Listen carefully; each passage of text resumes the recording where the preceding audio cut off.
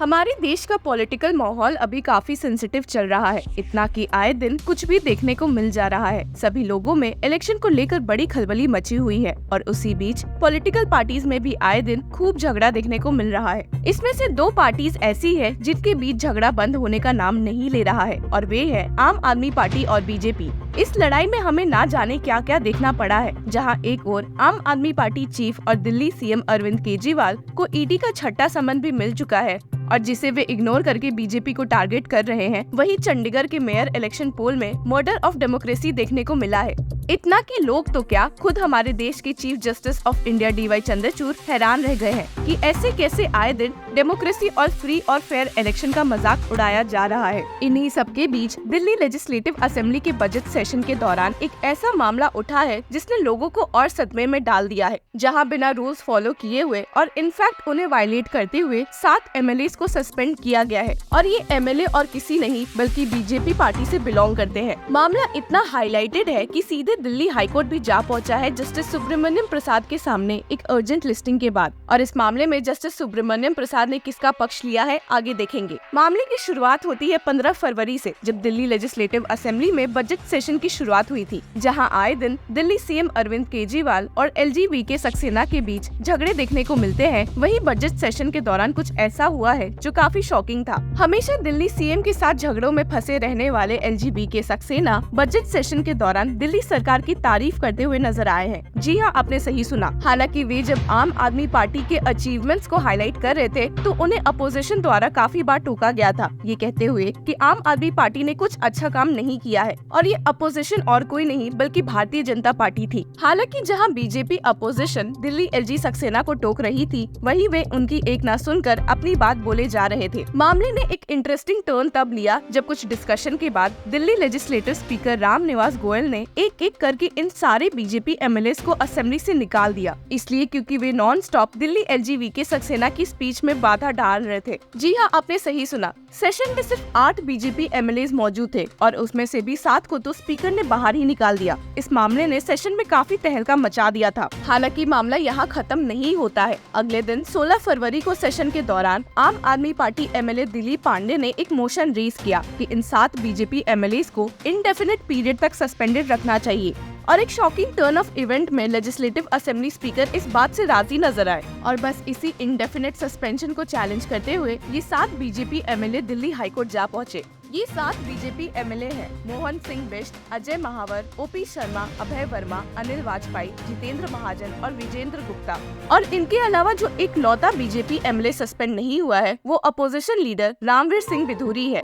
आपको बता दें कि इन 7 एमएलए ने इस सस्पेंशन को इलीगल इसलिए भी ठहराया है क्योंकि rules and conducts of legislative assemblies में और यहाँ तक कि कई सुप्रीम कोर्ट जजमेंट्स में भी ये मेंशन किया हुआ है कि चाहे कितना भी खराब मिसकंडक्ट हो, एक एमएलए को 3 दिन से ज्यादा के लिए सस्पेंड नहीं किया जा सकता।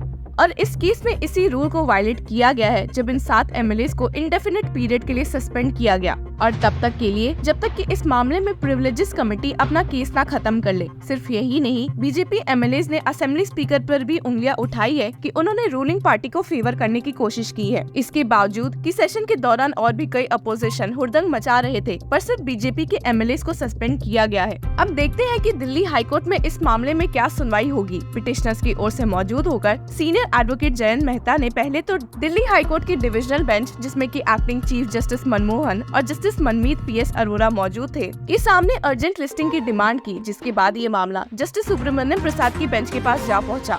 हालांकि जस्टिस सुब्रमण्यम प्रसाद ने मामले को 20 फरवरी के लिए अर्जन कर दिया और कहा, if we have it tomorrow we can do it much faster, I will be better prepared. लेकिन जब सीनियर एडवोकेट मेहता ने इस मामले में अपोजिशन को नोटिस इशू करने की बात की तो जस्टिस प्रसाद ने इस मामले में सुनवाई करने से अग्री कर दिया। सीनियर एडवोकेट मेहता ने एक judgment Vijender Gupta versus legislative assembly of the national capital territory of Delhi through secretary NANR Ashish Sehlar and ORs versus the Maharashtra legislative assembly NANR cite करते हुए जस्टिस प्रसाद को समझाया कि एक एमएलए को इंडेफिनिट पीरियड के लिए सस्पेंड किया ही नहीं जा सकता है and stated in terms of the rules the maximum punishment that can be awarded should one be found guilty and assuming that the house was of the view that my conduct was disruptive then the highest punishment that can be meted out is suspension for 3 days. जब senior advocate Mehta ने rules of procedure and conduct of business in the legislative assembly से पढ़ना शुरू किया तो justice प्रसाद ने तर्क देते हुए कहा, the question is, let's assume that a person is so disorderly that in order to have a peaceful conduct of the remaining session you are marshalled out. Does it take away the right of the privilege committee to proceed further the matter to see whether a more stricter punishment is to be imposed or not? जिसका जवाब senior advocate कीर्ति उपाल, जो कि petitioners की ओर से भी मौजूद थे, देते हुए कहा, yes, it does take away the right. Ashish Sehler resolves all the question that the lordship is asking. आपको बता दें कि ये 7 सस्पेंडेड एमएलएस द्वारा प्ली में फाइल्ड ये मेंशन किया गया था कि सेशन के दौरान रूलिंग पार्टी आम आदमी पार्टी के भी कई लीडर्स चिल्ला रहे थे और हल्ला कर रहे थे. हालांकि इन सब के बावजूद भी the speaker because of his biases and prejudices has not taken any action against the deputy speaker and members of the ruling party though the said acts were of graver nature but he ordered marshalling out the petitioner and other leaders of the opposition party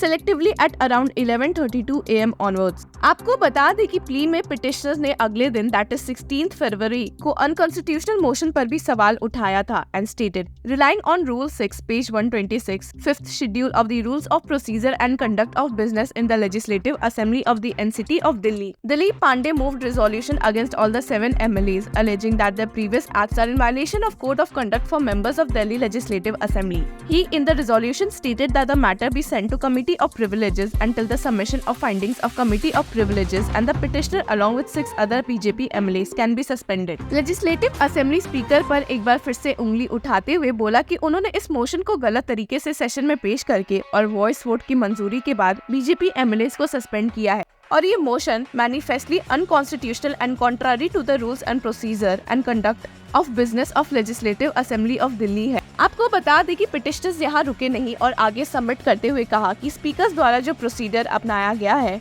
is an absolute violation of the petitioner's rights guaranteed under the Constitution of India both as citizen of India and especially as members of the Legislative Assembly under Article 194 of the Constitution of India. Hence is ultra vires and non-est in law. The petitioners also submitted that the procedure adopted at the behest of the Legislative Assembly by the members of the ruling party, Aam Aadmi Party, was maliciously designed in a manner calculated to exclude the petitioners from the House deliberations, with suspension till finding and report of the Privileges Committee, which is an indefinite period. Plea में इस बात का भी mention था कि the respondents do not have any power and authority under the rules and procedure and conduct of business and legislative assembly of Delhi 2019 to pass the impugned motion as done in the instant case. इन्हीं सब के सहारे petitioners ने इस मामले में interim relief की मांग की है और ये भी कहा है कि स्पीकर द्वारा पास किया गया मोशन भी अनकॉन्स्टिट्यूशनल डिक्लेयर हो. और इन्हीं सब को ध्यान में रखते हुए जस्टिस सुब्रमण्यम प्रसाद ने इस मामले को वापस से फरवरी 20 को पिक करने को कहा है और इसी के साथ ये भी स्टेट किया है that the only question is what has been the consistent view of this court for the grant of punishment in the interim prayer. Tomorrow we restrict ourselves to the interim relief aspect only. मामला जब 20 फरवरी को वापस से उठा तो assembly की ओर से मौजूद सीनियर एडवोकेट सुधीर नंदराजोग ने कहा कि ये केस पॉलिटिकल नहीं है बल्कि इस मामले में LGP सक्सेना की डिग्निटी को ठेस पहुंची है.